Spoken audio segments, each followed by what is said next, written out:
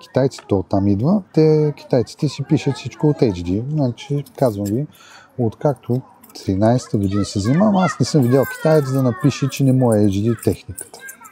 От тия, които са масовите. Алиекспрес включително и тия, които ги внасят. Та на кашончета, кутийки и всякакви такива неща си пише, че е HD.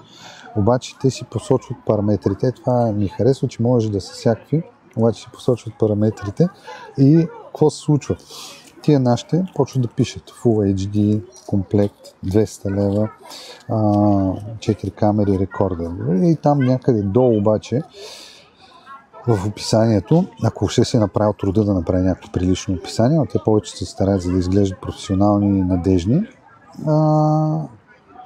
се натъкваш на 600 TV линии. Такова животно няма. Значи няма камера, която да е HD, а резолюцията